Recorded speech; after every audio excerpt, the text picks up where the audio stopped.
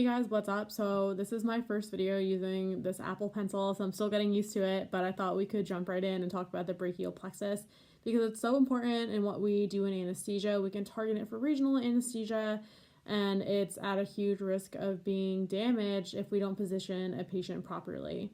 So it kind of looks daunting when you read about it in a textbook, but if you just kind of break it down into parts, I promise it's not that bad. So one way that I like to remember it is just mnemonic. So read that damn cadaver book. It goes roots, trunks, division, chords, and then branches. It's just simple. It keeps it straight in your mind. So what I did here is I drew the roots out already in that reddish orange color. So the roots basically refer to the anterior rami of the spinal nerves that can start to form the brachial plexus.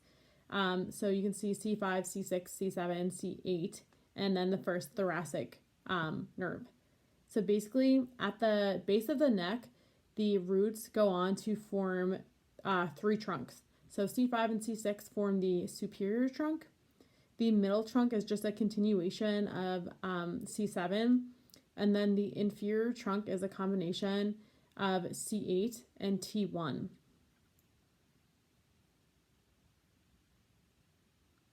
So the trunks go on and they form anterior and posterior divisions. So that happens within the posterior triangle of the neck. So if you kind of turn your neck, you can feel where that triangle is formed. Basically, they're just listed by their anatomical location. The anterior fibers will go on and they innervate anterior compartment muscles.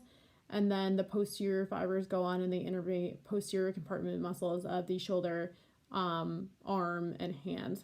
So what I did here, just to kind of keep it simple, was to draw the anterior divisions in black and the posterior divisions in this pink color. So in total, we'll have 6 divisions, and just kind of keep in mind that they will, it starts to get a little bit confusing here. Things start to cross over each other.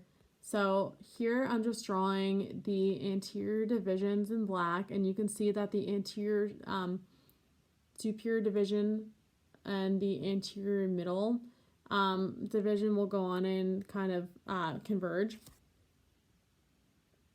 The divisions end up leaving the posterior triangle and passing on to the axilla, and they go on to form chords. So I'll draw the chords in this second, but you can see here that the posterior superior division, posterior middle division, and posterior inferior division are going on to form something. So just a easy way to kind of keep everything in and kind of make it make sense in your own mind. And then we go on to form the chords. So there are 3 chords, and they are basically named in terms of their anatomical position to the axillary artery. So if you were to dissect this out in a person, you would see that the lateral chord is lateral to the axillary artery, the posterior is posterior to it, and so on. So the lateral chord is formed by the anterior division of the superior trunk and the anterior division of the middle trunk. So it has fibers from C5, C6, and C7. And then the posterior chord is really easy to remember because it actually is all the posterior divisions. And then the medial chord is kind of a loner again, and that is just formed by the anterior division of the inferior trunk.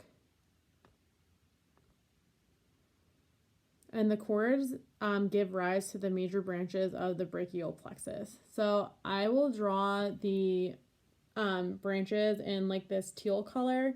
It can get a little bit confusing here because everything starts to kind of clump together.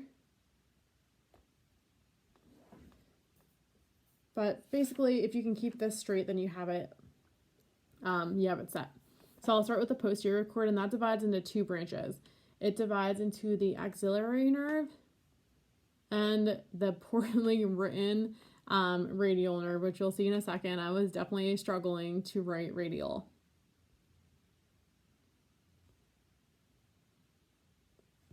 really on the struggle bus here, but I promise it'll get better with time.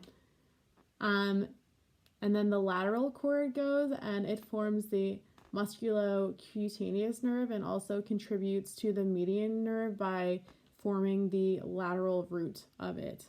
So you'll see here is the musculocutaneous nerve coming off the lateral cord. And I might have taken a long time to spell it out in my head, which is why it's taking me so long to write it here. And then there is the lateral root of the median nerve being drawn here.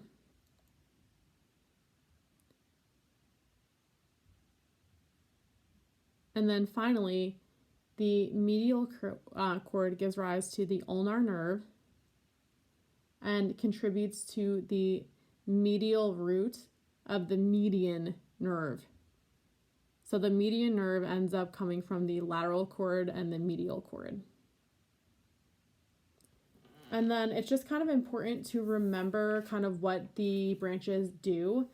So for example, the musculocutaneous innervates the flexors of the arm.